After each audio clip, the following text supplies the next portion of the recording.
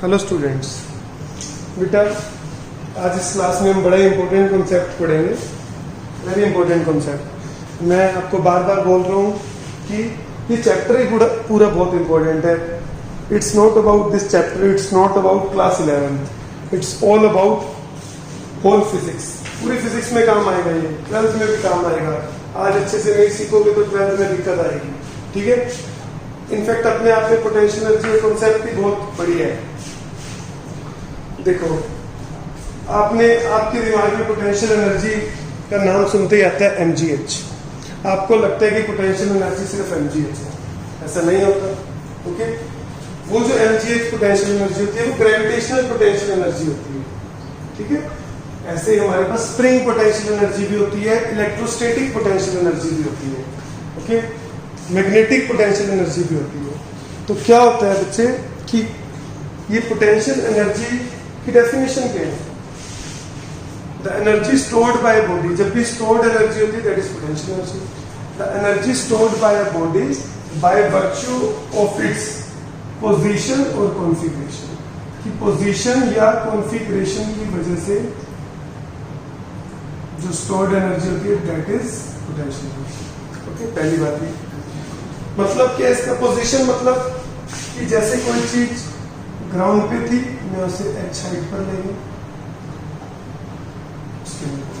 Energy store होगी। Ground पे 0 थी और h हाइट पे आपको पता है कितनी होती है? mgh, पोटेंशियल एनर्जी आ गई due to the position. Configuration मतलब मेरे पास एक स्प्रिंग है,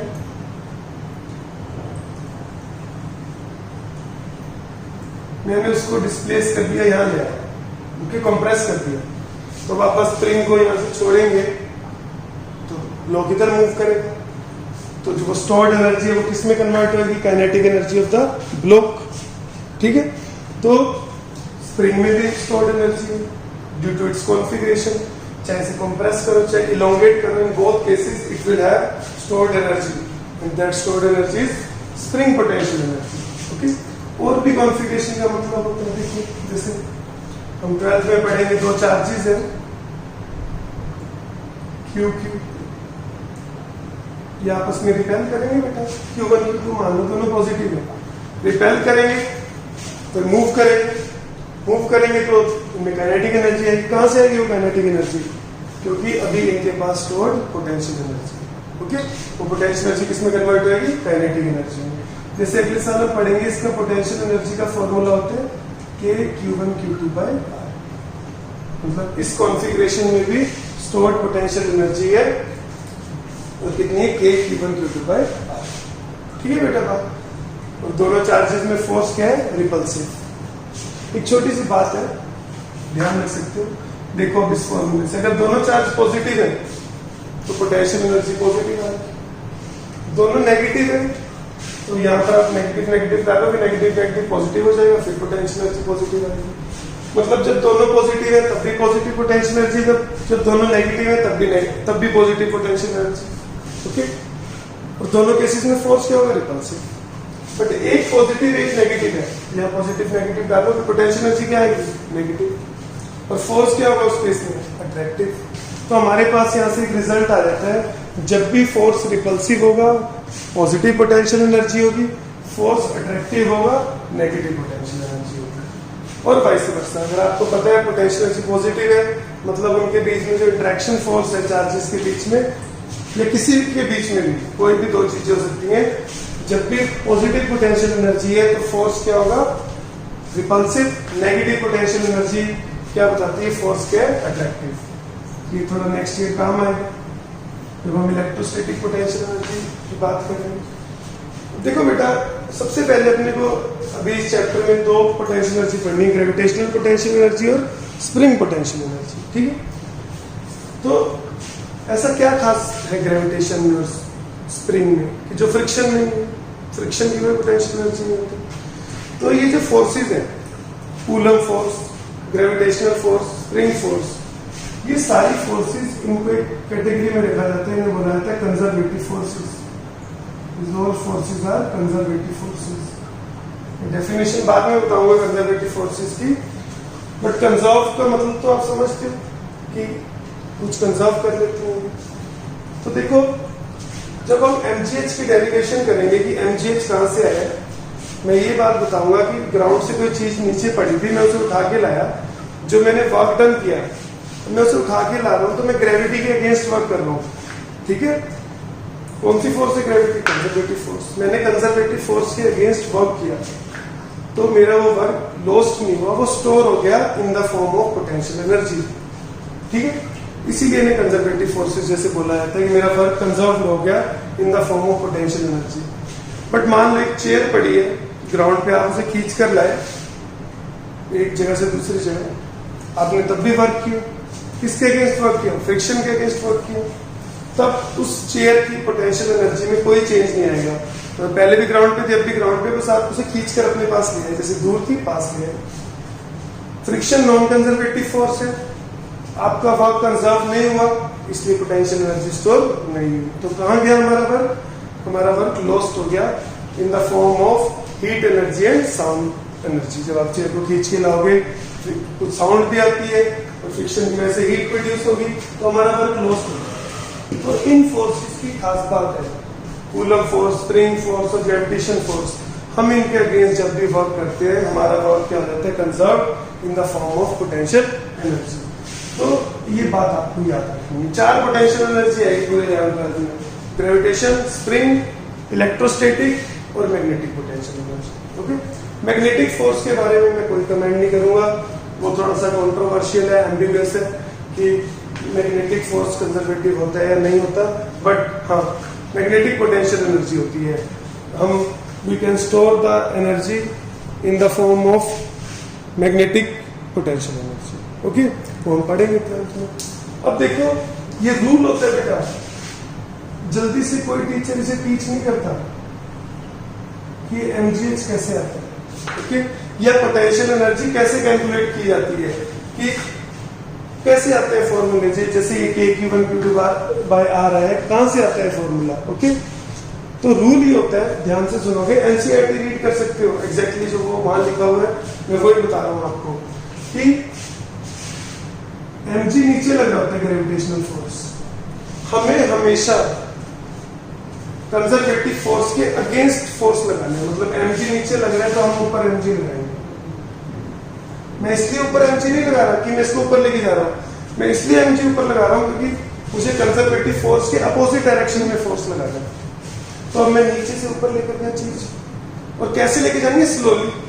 स्लोली का मतलब मैंने आपको बता रखा है एक्सेलरेशन 0, मतलब जितना फोर्स नीचे उतना फोर्स ऊपर, नेट फोर्स क्या होगा? 0। तो एक्सेलरेशन क्या है? 0।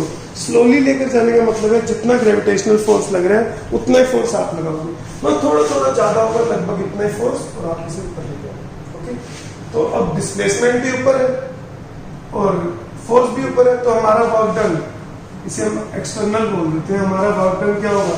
Force into displacement mgh। Okay, और ये हमारे वर्क ने क्या कर दिया? पोटेंशियल एनर्जी को चेंज कर दिया।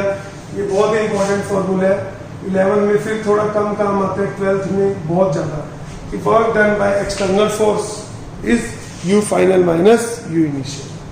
तो क्या हो गया? U final minus U initial.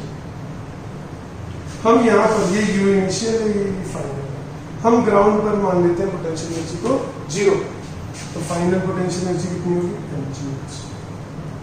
ऐसे mgh आता है, आपको याद भी रखना फॉर्मूला। बट mgh कब है? जब हमने ग्राउंड पे 0 माना। ओके, अब देखो मान लो आप रूम में बैठे हो, आपके रूम के ऊपर एक और रूम है आपकी छत पर, ठीक है। अब अगर छत पर मैं h हाइट पर ले जाऊं, ठीक है, ये ऐसे बना देते हैं, ये आपका फ्लोर, ये आपकी सीलिंग होगी, इसके ऊपर एक और रूम, ये उस रूम का फ्लोर होगा और उसकी सीलिंग होगी। मैं यहां से h हाइट पर लेकर गया, अब आप क्या आंसर दोगे? पोटेंशियल एनर्जी है, कितनी पोटेंशियल एनर्जी है? कोई बच्चा कहेगा कि सर mgh है, और मैं अगर x हाइट दे दूंगा तो कोई स्टूडेंट कहेगा कि सर mgh प्लस x। दोनों आंसर सही है, बट डिपेंड करेगा, आपको बताना पड़ेगा कि आपने पोटेंशियल एनर्जी 0 कहां मानी है। अगर यहां 0 मानी है तो mgh है, यहाँ जीरो मानिए नीचे, तो mg h प्लस x है। तो ये बहुत इंपॉर्टेंट होता है कि आप पोटेंशियल एनर्जी जीरो कहाँ माने। ओके, तो हमेशा mg h नहीं है, जहां पर आपने जीरो मानी है अगर आप उससे h हाइट पर हो तो पोटेंशियल एनर्जी क्या होगी, mg h। ओके, मतलब हम हमेशा चेंज इन पोटेंशियल एनर्जी बता सकते हैं, एग्जैक्ट पोटेंशियल एनर्जी नहीं बता सकते। वो तो चेंज था, मैंने इतना मतलब पोटेंशियल जितना मैंने वर्क डन किया मैंने उतनी पोटेंशियल एनर्जी इंक्रीज कर दी, मतलब जो भी यहाँ थी उससे mgh ज्यादा है, तो मैंने यहाँ जीरो मान ली तो वहां mgh होगी। अगर मैं यहाँ x मान लेता तो वहां क्या हो जाती mgh प्लस x। ठीक है, इस बात को समझने क्या रूल बताया मैंने कि आपको ग्रेविटेशन कंजर्वेटिव फोर्स के अपोजिट डायरेक्शन में फोर्स लगाना है, स्लोली लेकर जाना है, मतलब उतने फोर्स लगाओगे जो आपका वर्क डन होगा that will be equal to U final minus U initial. किसी एक जगह पर जीरो मान लो, आपके पास पोटेंशियल एनर्जी आ जाएगी। ओके, तो ये बात भी आपको पता ही होगी कि अगर यहाँ जीरो है, h हाइट पर mgh है, मैं नीचे अगर h डैश हाइट जाता हूँ तो यहाँ कितनी होगी, माइनस mgh डैश। जीरो से ऊपर जाओगे तो प्लस, नीचे आओगे तो माइनस, ये भी ध्यान रखना। फिर देखो work done by conservative force, यहाँ पर कंजर्वेटिव फोर्स है ग्रेविटेशनल फोर्स, वो होता है you initial minus you final, ये दोनों फॉर्मूले ध्यान रखो। Okay, clear. फिर देखो अगर बेटा मैं नीचे ला रहा हूँ किसी चीज को h, ठीक है, मैंने यहाँ पोटेंशियल एनर्जी जीरो मानी, चीज आ रही है नीचे, ग्रेविटेशनल फोर्स लग रहा है नीचे, अब मैं नीचे ला रहा हूँ तो ऐसा नहीं है कि मैं नीचे फोर्स लगाऊंगा, मैं इसके अपोजिट भी फोर्स लगाऊंगा। अब मेरा फोर्स ऊपर है, डिस्प्लेसमेंट नीचे है, मेरा वर्क डन क्या हो जाएगा, माइनस mgh। ओके, वो किसके बराबर होता है, you final minus U initial. You initial अपने ये, यू फाइनल ये, यू इनिशियल क्या हो गया, जीरो, तो यू फाइनल कितना हो गया, माइनस। ठीक है, तो ऊपर जाएंगे तो प्लस mgh, नीचे आएंगे तो माइनस mgh। और ये चीज सीखो बड़े अच्छे से कि कैसे पोटेंशियल एनर्जी को निकाला जाता है, ये अंडरस्टैंडिंग होनी बहुत जरूरी है बेटा, nobody will teach you this. Okay, अब बात आती है कंजर्वेटिव फोर्स की। कंजर्वेटिव फोर्स को हम कैसे डिफाइन करेंगे, कैसे पता चलेगा कि ये फोर्स कंजर्वेटिव फोर्स है। ओके, तो देखो तीन तरीके से डिफाइन किया जाता है कंजर्वेटिव फोर्स को। फर्स्ट, ये मेरे 100 बार बताने के बावजूद भी बच्चे ढंग से मुझे डेफिनेशन नहीं बताते हैं। फर्स्ट पॉइंट है कंजर्वेटिव फोर्स वो फोर्स होती है जिसका वर्क डन पाथ पर डिपेंड नहीं करता, सिर्फ इनिशियल और फाइनल पोजीशन पर डिपेंड करता है कि आप ऐसे गए, ऐसे गए, ऐसे ऐसे गए, जैसे मर्जी जाओ, work done by conservative force same होगा because it depends on the initial and final position. इसका वर्क डन पाथ पे डिपेंड नहीं करता। तो आप क्या लिखोगे कि कंजर्वेटिव फोर्स वो फोर्स होती है जिसका work done does not depend on the path taken, it only depends on the initial and final position. तो बच्चे डेफिनेशन दे देते हैं, वो फोर्स होती है जो इनिशियल और फाइनल पोजीशन पर डिपेंड करती है।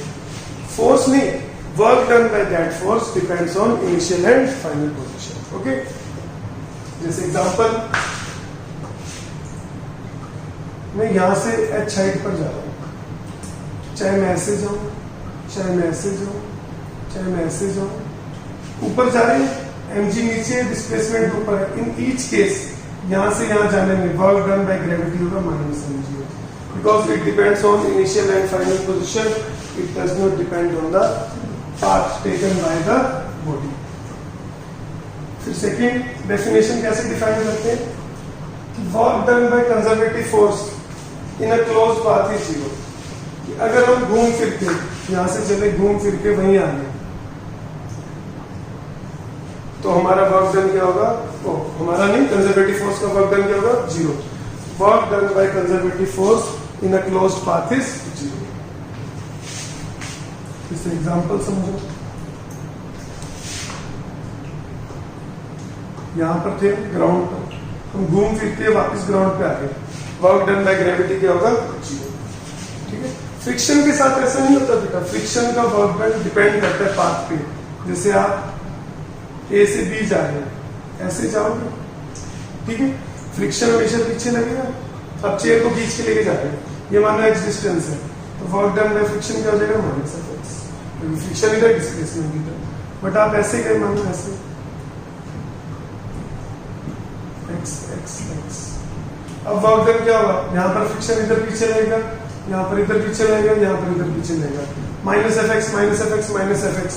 उस पाथ में वर्क डन में फ्रिक्शन क्या हो जाएगा, minus 3 okay. But conservative force के केस में आप जैसे मर्जी जाओगे से बी पर, in each case work done will remain same, okay.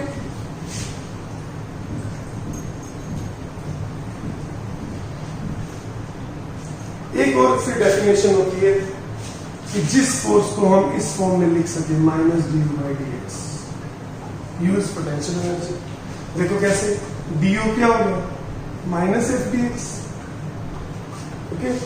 ये क्या हो गया, मतलब ऐसे इंटीग्रेशन में डाल बाद में डाल डी यू क्या हो गया, minus F D X integration U initial U final. D U का इंटीग्रेशन क्या होगा, यू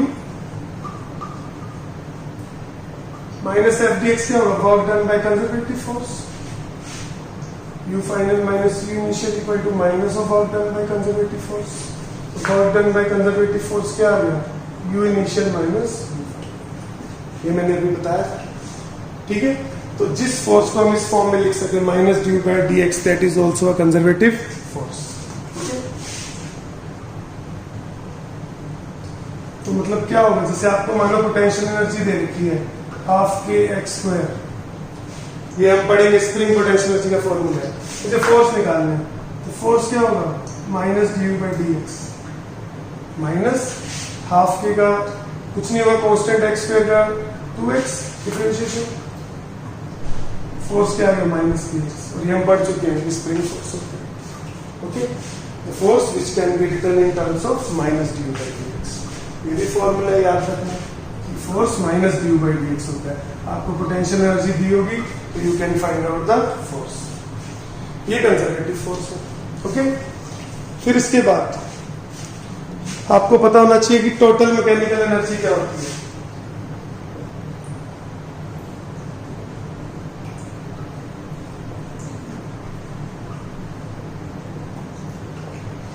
पढ़ रखे आपने नाइन्थ में कि मैकेनिकल एनर्जी क्या होती है, sum of the kinetic energy plus potential energy.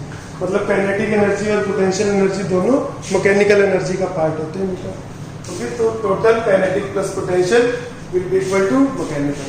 अगर मानो किसी चीज में सिर्फ काइनेटिक एनर्जी है हाफ एम स्क्वायर, तो और पोटेंशियल एनर्जी 0 है, तो मैकेनिकल एनर्जी किसके बराबर हो जाएगी, काइनेटिक एनर्जी।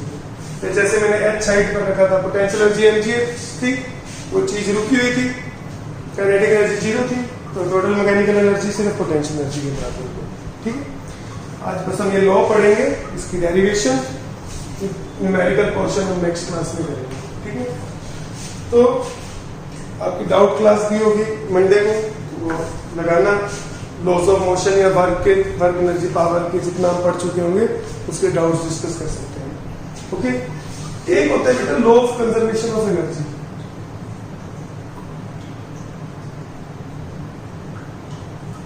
ठीक है, ये आपने पढ़ रखे हैं कि energy can neither be created nor be destroyed, it can only be converted from one form to another, okay. ये लो बेटा यूनिवर्सल लो है, ऑलवेज वैलिड। ये लो हमारे काम नहीं होता न्यूमेरिकल्स में, ठीक है, ना तो इसका कोई प्रूफ है, बट इसका कोई वायलेशन भी नहीं है यूनिवर्स में, ठीक है। तो this is universal law, always valid. But जो हमने पढ़ना है law of conservation of total mechanical energy. Different है दोनों। आपकी 9th क्लास में इसी लॉ को, law of conservation of total mechanical energy को नाम दे रखा था law of conservation of energy, ठीक है। बट होता क्या law of conservation of total mechanical energy, मतलब total mechanical energy is conserved,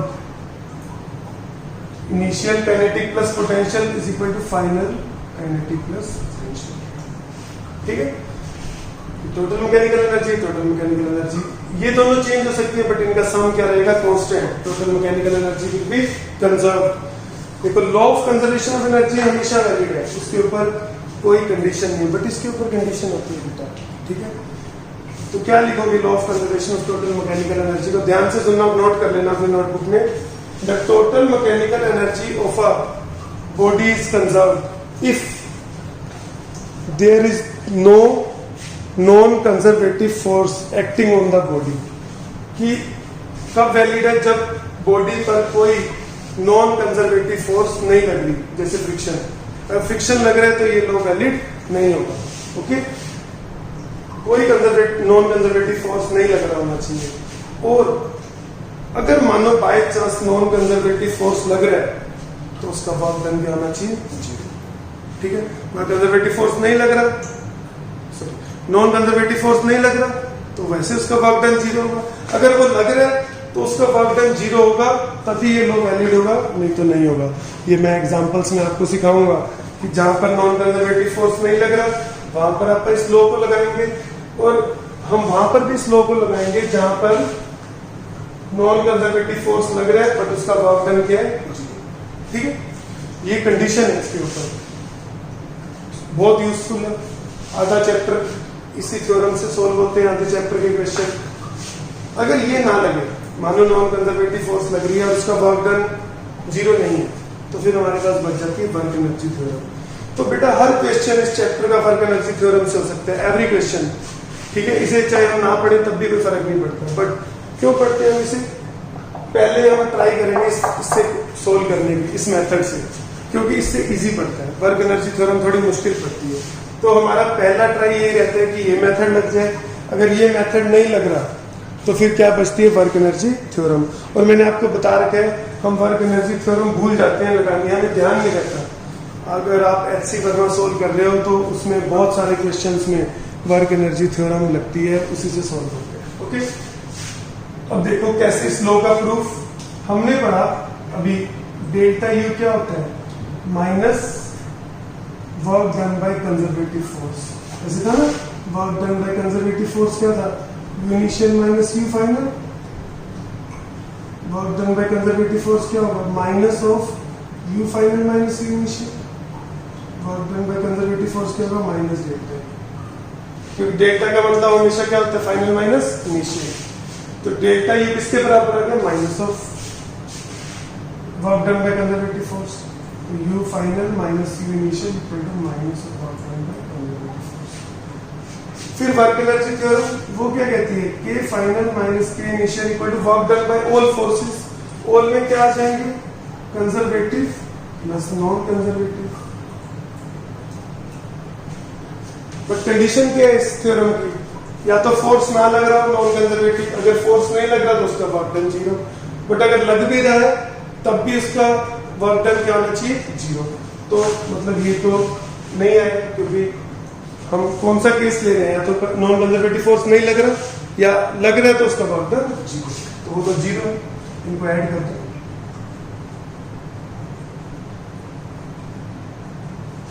क्या आ गया बेटा, U initial plus K initial equal to U final plus K final. यही अपने को प्रूफ करना, ओके।